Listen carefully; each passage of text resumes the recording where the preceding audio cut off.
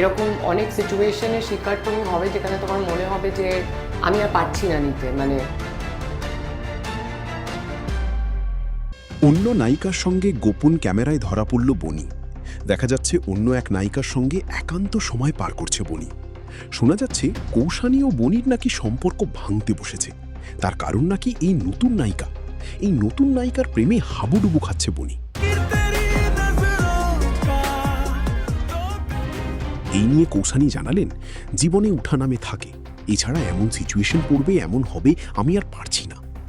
তো আপনাদের কি মনে হয়, সত্যি কি বনি অন্য কোনো নায়িকার সঙ্গে প্রেম করছে, নাকি সবই গুঞ্জন? অবশ্য কমেন্ট করে জানাবেন।